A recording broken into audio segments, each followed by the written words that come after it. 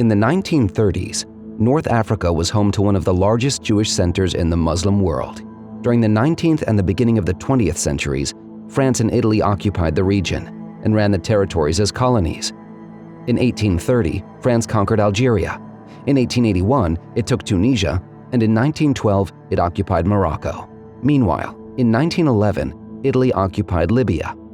These invasions had a decisive influence on the fate of North African Jewry during the Second World War.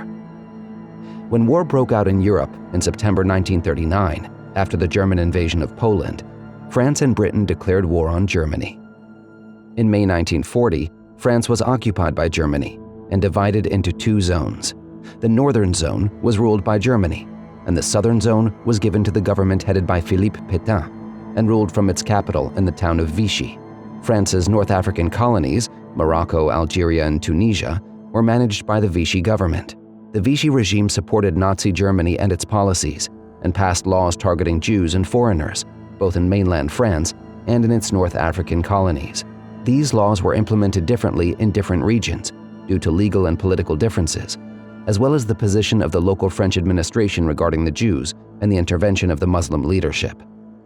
Algeria was the first French colony to begin implementing the Vichy laws. Immediately after the publication of the laws in France in October 1940, Algeria promulgated the Statute on the Jews, which affected all areas of their lives: legal, economic, educational, and organizational. Jews, to whom the Crémieux Decree of 1870 had granted French citizenship 70 years earlier, now lost their civil rights. In addition, the French colonial administration in Algeria was loyal to the Vichy regime and enforced its edicts in full.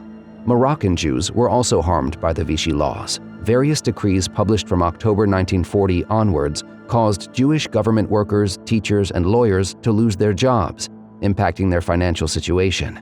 During the war years, Morocco was a point of transit for many, primarily Jewish refugees who were fleeing Europe. Most settled in port cities such as Tangier or Casablanca. Some had permits allowing them to stay in Morocco temporarily, but thousands of those who did not were sent to detention camps. The local Jewish community helped them to resolve their legal status and find places to live and work. In Tunisia as well, laws began to be passed restricting Jewish life and revoking many of the Jews' legal, civic, and economic rights. In November 1940, for example, Tunisia passed the Statute on the Jews in Tunisia. In November 1942, the Allied forces invaded Algeria and Morocco as part of Operation Torch, and these territories were liberated from Vichy's direct control. However, in practice, former members of the Vichy administration continued to run these countries, and the anti-Jewish laws were only repealed in March 1943. For 6 months beginning in November 1942, the Germans controlled Tunisia directly. The damage to the Jewish community was severe. Jewish leaders were arrested, and Jews were conscripted for forced labor and sent to labor camps. In addition, the Jews suffered from daily bombardments, from heavy fines. Their property was confiscated, and in some places, they were forced to wear the yellow badge. The fate of the Libyan Jews during the war was also determined by colonial rule. Libyan Jews, most of whom had been Italian subjects, had lived under the fascist regime of Benito Mussolini since 1922. In 1938, Italy launched its racial laws, which were partially implemented also in Libya, impinging upon Jewish life there. Following Italy's entry into the war in June 1940, fighting on the side of Nazi Germany, the situation of the Libyan Jews deteriorated. The war affected local fascist legislation and actions against the Jews. The Jews' economic and judicial status was restricted, and they suffered from harassment by the local fascists.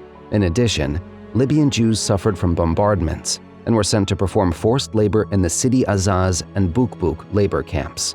Some 2,600 Jews from the Cyrenaica region in Libya were deported to the Giado concentration and forced labor camp established nearby. The deficient diet, extreme overcrowding, poor sanitary conditions, and harsh climate resulted in epidemics. Simultaneously, some of the Libyan Jews were deported to Tunisia and Italy, and from there to the concentration camps at Innsbruck in Austria and Bergen-Belsen in Germany. According to scholarly estimates, more than 700 Jews were murdered in Libya during the war, comprising some 2.5% of the Jews who lived there at the time. In November 1942, Algeria and Morocco were liberated from the Vichy regime.